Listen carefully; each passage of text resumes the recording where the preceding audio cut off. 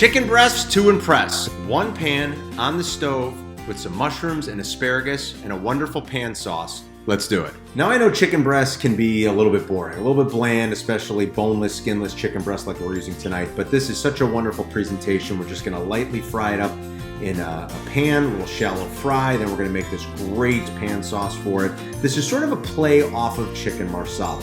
We're gonna add the mushrooms. I've got some little button mushrooms and then some baby bells, which I love. You can really use any kind of mushrooms you like.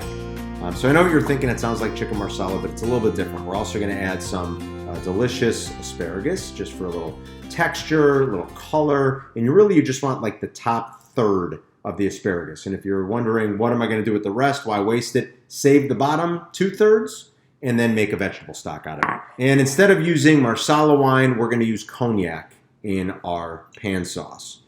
You're also going to need to pound out your chicken. I said pound out your chicken, Waddle. So you don't want to use a big, thick breast to do this. You want it to be tenderized.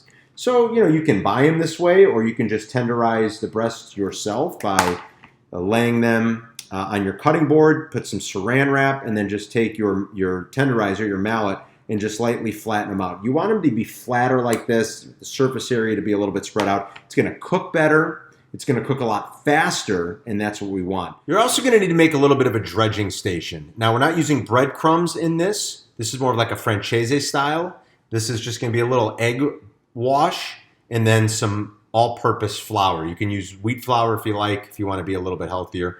Totally okay, I just have regular AP flour tonight. We're gonna season both. We're gonna season the egg wash and the flour. I have a couple eggs in here, and again, we wanna season our eggs and our flour the exact same way. I'm also gonna use some onion powder, just a little bit, and some granulated garlic. And then just beat your eggs. And then the same thing with our flour. We want to season liberally with kosher salt. So we're always using kosher salt. Black pepper.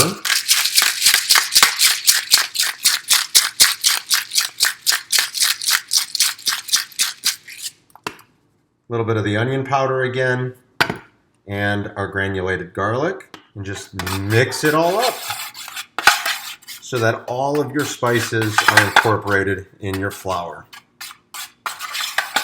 I'm gonna dredge my chicken now, and I've turned my pan on and I've started to heat it up. We want a nice hot pan because we want to get a great crust on this chicken, so the pan and the oil in it is going to have to be pretty hot. So I've got it over about a medium-high flame, and as I'm gonna heat it up, I'm going to take my tempered chicken. Remember to temper your protein. You don't want this ice cold out of the fridge and then into your hot pan and into your oil, because it's just gonna suck all the heat out of there. It's gonna take the temperature way down. And then instead of getting a nice golden sort of crispy fry on it, it's just gonna be mushy. So make sure you temper your protein for, 25, 30 minutes. Totally safe, don't worry about it. So I'm gonna dredge it in my egg wash and then into my flour. You have to do these in batches. That's totally cool. If you're cooking this for, I don't know, maybe you're having a little dinner party, you're gonna do 6 or 8 people and you need a bunch of these. You can do it in a couple of different batches. Just make sure that we coat this on both sides real nice. And just kind of shake off the excess, and there it is. My pan's nice and hot. We're gonna get our chicken going. Extra virgin olive oil. And I'm gonna put just a little pad of butter in there too. And then in goes our chicken. Hear that sizzle, baby. Always drop it away from you so that you don't get splattered with the hot oil. Very important. And we're gonna cook these over a medium-high heat because these have been tenderized. Remember, they're nice and thin for about 3 or 4 minutes each side. So my chicken's been cooking for 7, 8 minutes. We're gonna get it off the stove in a minute. Just wanted to show you so you can see it. Beautiful brown color on there. That's what you wanna see. I'm gonna take my chicken out and I'm just gonna set it aside. And now the fun begins. This is why I love this dish too. One pan. You don't have a million things going on. I'm gonna get my beautiful mushrooms. in.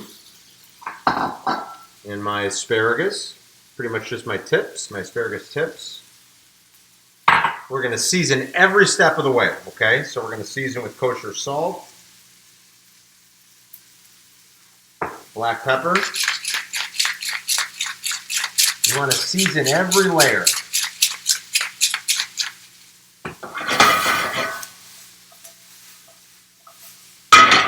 Look at that. Gorgeous color on them. I'm going to take my fresh thyme and add it. Get it all in there. My vegetables are nice and brown. They're cooked pretty much right where I want them. They're not totally soft and mushy. Not at all, actually. They still have some bites and some crunch to them, and that's what you want. And now I'm going to flambe, and I'm going to deglaze my pan and flambe with my cognac. And then we're going to reduce. We're going to add some chicken stock. We're going to reduce it down, and then we'll be almost done. So very carefully, take your cognac. We're going to probably take, I'd say, about 1/3 of a cup of cognac, give or take.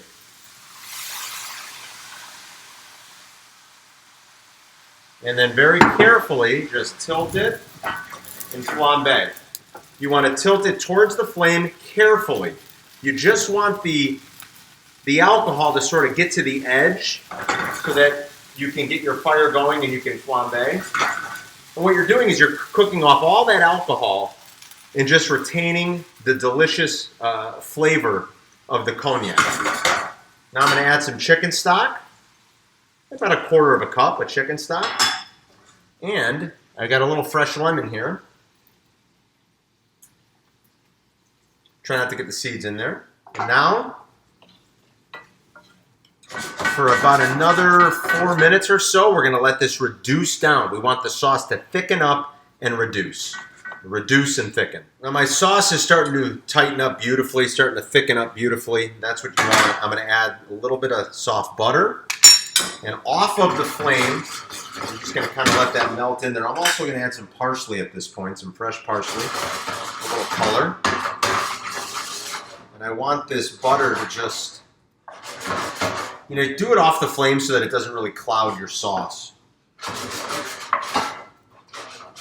Just melt that in there. And I'm going to put my chicken right back in this pan and just kind of warm it through. And what I'll even do is take a little bit of the sauce, the juices, and just start to baste the chicken. I reserved a little bit of my parsley for a little garnish at the end. Our chicken's done, and you can start to plate. Now, you can put the vegetables on the bottom and lay the chicken across the top. That'd probably be a nice, fancy restaurant way of doing it. I kind of like the chicken on the bottom, and I like the more rustic, at-home feel of putting the vegetables over the top. But you do it however you like. It definitely makes for a slightly fancier, more upscale presentation if you take the vegetables out, lay them on your plate, and then place the chicken over the top. I'm going to shut my pan off, my fire off, and I'm just going to put my chicken breasts down, sort of stack them side by side, and now I'm going to get all my delicious vegetables right on top. And again, this is a little bit more of a rustic way. This is the way my grandmother would have served it. And then what I'm going to do is I'm going to take a little bit of my sauce, look at that sauce in there, that delicious sauce, and just spoon it over the top of my chicken.